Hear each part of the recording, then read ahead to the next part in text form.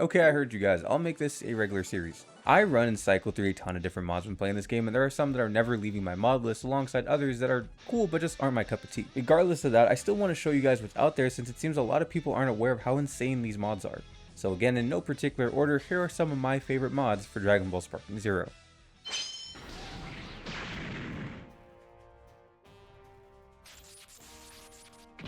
Well, you know how it is, my lord.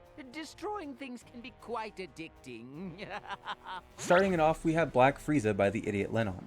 This next one covers the newest transformation from the Galactic Tyrant that was first shown off at the end of the Granola arc. Since we won't be seeing any manga exclusive forms and content from the official Bandai Namco team anytime soon, the community has taken upon themselves to deliver it. They custom intro sequence, unique super and ultimate attacks that are all heavily inspired by a Dokkan Battle fan animation. The fans really do yearn for this form, don't they? Now, I'm an absolute sucker for the aesthetic of this form, and this is one addition that is definitely never leaving my mod list.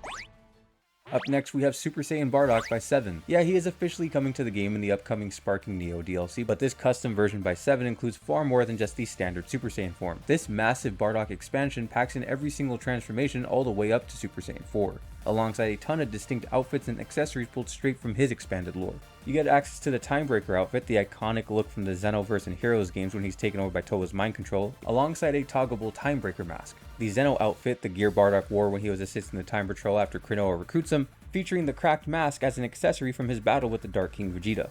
We also have the Warrior in black, without the cloak and with the cloak. This is a uniform the alternative version of Bardock wears while serving Eos, the previous Supreme Kai of Time in Dragon Ball Heroes. Now, every single form features an entirely custom moveset and unique animations along with a custom Super Saiyan transformation cutscene. Super Saiyan features moves inspired by his fight with Lord Chilled. Super Saiyan 3 comes with Revolt Pile, a custom skill buff that triggers a dark Dragon Ball Ki aura, and his signature Xenoverse Ultimate Saiyan Spirit. Super Saiyan 4 features my absolute personal favorite part of this entire mod, the Grandfather Son Kamehameha Ultimate Attack.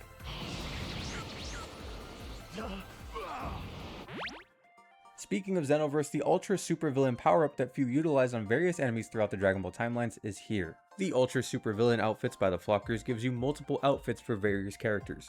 Some come as replacers so you can use them when you're playing online, or standalone extra costume slots. The lineup I've been running with is the DBS Vegeta from Future Saga Chapter 1, Jiren from Future Saga Chapter 2, Broly, which features a full Ultra Supervillain form rather than the prototype version he originally possessed in the story, Goku Black and Rosé, and Golden Frieza from Future Saga Chapter 3 that includes a Supreme Kai of Time ring as a toggleable accessory. Now, on top of the game timeline entries, the Flocker also threw in some what-if variants to experiment with, including Ultra Supervillain versions of Majin Vegeta and GT Super Saiyan 4 Goku.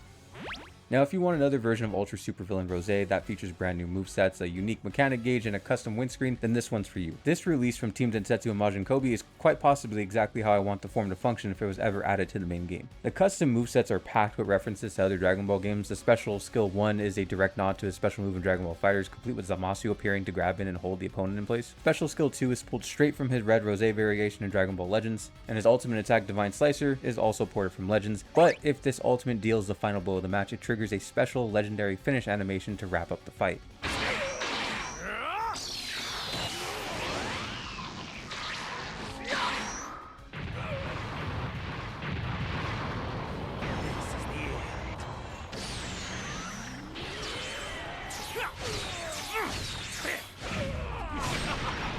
There is no escaping your rage.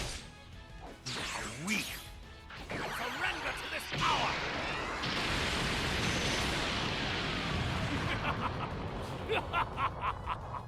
Now, how could I list off all these Xenoverse skins without showing off one of the best antagonists in the series? Actually, I don't think this guy's considered an antagonist anymore.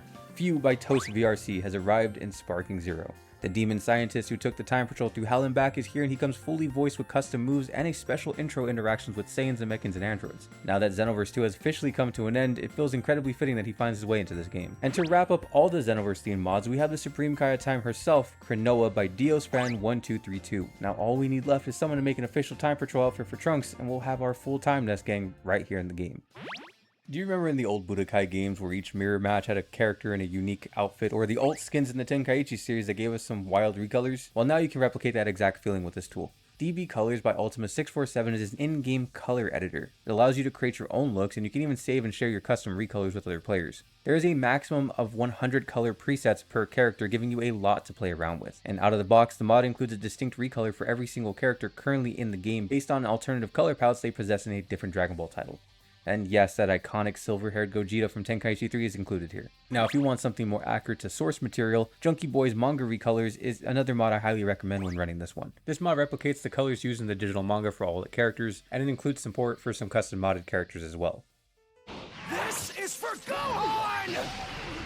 These next two mods add brand new capsule options that can be equipped on Trunks and Goku to give them new combat options in battle. First up is Change the Future by Cherry Atoms. This mod swaps out Super Trunks' standard blast 2 for the iconic Change the Future blast he used to eliminate Android 18 in the future timeline. The creator even included a unique special interaction that triggers when you pull this move off specifically against the androids. And the second one is the Super Kamehameha Burst by LOL DJ 23. This one brings Namek Goku's legendary finish animation from Dragon Ball Legends as a usable capsule for mid Goku. Personally, I like the impact on this one a lot more than the vanilla angry Kamehameha.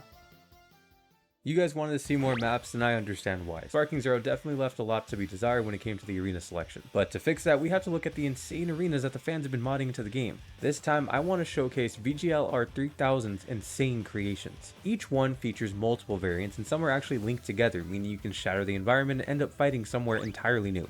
We have his Versus stage, a recreation of the classic map from Dragon Ball The Legend back on the PlayStation 1, and if you shatter this stage, it carries you directly into the next one, the Volcano stage. This one is heavily reminiscent of the places we've seen in Broly's Second Coming and the DBS Super Broly movie when Gogeta and Broly had their final face-off. Now, if you're unlucky enough to find yourself caught in that blast on the Volcano stage, you'll wake up in Yama's palace. This Afterlife map features King Kai's planet, Snake Way, and a arena inspired by Super Dragon Ball Z from the PS2. We also have a fresh iteration of the Namek inspired by the Return of Cooler movie, alongside a separate Destroyed Namek variant that reminds me of the Destroyed Namek stage from Budokai 1. There's also faithful updates of the iconic battlefields from the older Tenkaichi titles like the classic City Ruins and the Planet stage, the World Tournament from the end of Dragon Ball GT where Goku Jr. and Vegeta Jr. square off, featuring the massive statues of Earth's heroes, Mr. Satan and Goku in the background, and two space maps. One arena ported from Dragon Ball Legends, a perfect setting for recreating Beerus vs. Goku space battles, alongside a massive Planet Vegeta orbit map featuring Frieza soldiers floating right in the background. I'm not kidding, this one is my favorite so far. Every single map is well put together, and it's so dope seeing a creator dedicated to resurrecting these old maps and translating them into this modern title.